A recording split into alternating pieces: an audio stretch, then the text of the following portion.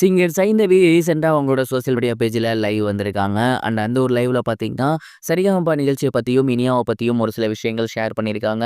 அது என்ன அப்படிங்கிற கம்ப்ளீட் டீட்டெயில தான் இந்த ஒரு வீடியோல நம்ம பார்க்க போறோம். சரிகமப சீசன் 5 சீனியர்ஸ் ரொம்பவே சூப்பரா போய்க்கிட்டு இருக்கு. அண்ட் இந்த ஒரு சீசன்ல பார்த்தீங்கன்னா, சைந்தவி அவர்கள் ஒன் ஆஃப் த ஜட்ஜா இருந்து வந்துட்டு இருக்காங்க.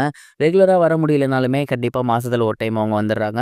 அண்ட் இந்த ஒரு சீசன்ல எல்லாரும் ரொம்ப சூப்பரா பாடிட்டு இருக்காங்க அப்படிங்கிறத அவங்க ஏகப்பட்ட இடங்கள்ல ஷேர் பண்ணியிருக்காங்க.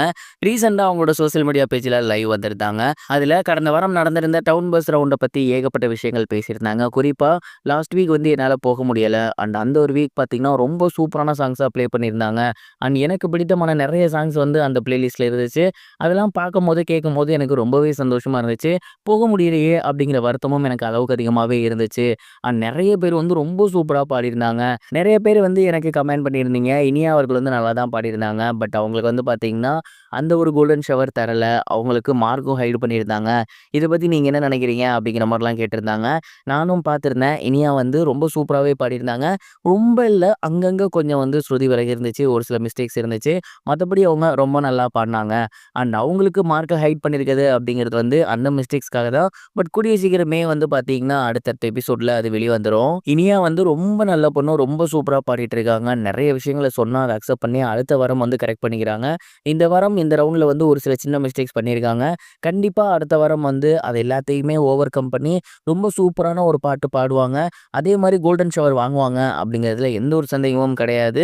இந்த வாரம் வந்து லைட்டா மிஸ் ஆயிருச்சு. பட் நெக்ஸ்ட் வீக் அத கரெக்ட் பண்ணுவாங்கங்கிற நம்பிக்கை இருக்குன்னு இனியாவ பத்தி ரொம்பவே சூப்பரா வந்து அவங்க ஷேர் பண்ணியிருந்தாங்க.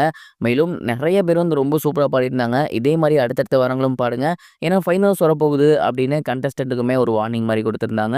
அண்ட் இந்த ஒரு விஷயம் ரொம்பவே வைரலா போய்க்கிட்டு இருக்கு.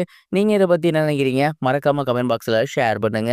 இது ஒரு புறம் இருக்க மீசை முறுக்கு படத்தோட 2வது பாகம் வெளியாக போகுது அப்படிங்கிற மாரியான ஒரு தகவல் வெளியாகி எல்லோருக்குமே மிகப்பெரிய ஒரு ஹாப்பினஸ் ஏற்படுத்தியிருக்கு. 2017ஆம் ஆண்டு ஹிப்காப் தமிழா அவர்களோட இயக்கத்துல வெளிவந்திருந்த படம் தான் மீசை முறுக்கு. இந்த ஒரு படத்த அவரே எழுதி இயக்கியிருந்தாரு. அண்ட் இந்த படத்த சுந்தர் சி அவர்கள் தயாரிச்சிருந்தாரு. இந்த படம் அன்னைய தேதிக்கு மிகப்பெரிய ஒரு வெற்றி பெற்றிருந்துச்சு. மேலும் ஏகப்பட்ட யங்ஸ்டர்ஸ்க்கு இந்த படம் வந்து ஒரு ஊந்துகோலா இருந்துச்சு.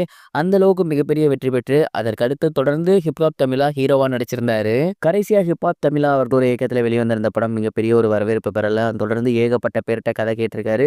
அவருக்கு எந்த ஒரு கதையும் பிடிக்காததுனால அவரே டைரக்டர் அவதாரம் மறுபடியும் எடுத்திருக்காரு. குறிப்பா அவர் பண்ணியிருந்த மீசை முறுக்கு படத்தோட 2வது பாகத்த அவர் எடுக்க போறாராமா.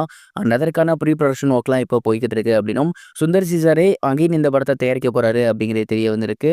அண்ட் இந்த ஒரு விஷயம் வெளியாகி ஹிப்ஹாப் தமிழா அவர்களோட ஃபேன்ஸுக்கு மிகப்பெரிய ஒரு ஹாப்பினஸ் ஏற்படுத்தியிருக்கு. மீசை முறுக்கு போலவே இந்த ஒரு பாகமும் மிகப்பெரிய ஒரு வெற்றி பெறணும் அப்படின்னு வேண்டிக்கலாம். இதுவரைக்கும் கனெக்டிங் டிவிக்கு சப்ஸ்கிரைப் பண்ணனா மறக்காமல் சப்ஸ்கிரைப் பண்ணிக்கங்க. உடனடி அப்டேட்ஸ் பெறுவதற்கு நோட்டிஃபிகேஷன் பெல்லையும் கிளிக் பண்ணிக்கங்க.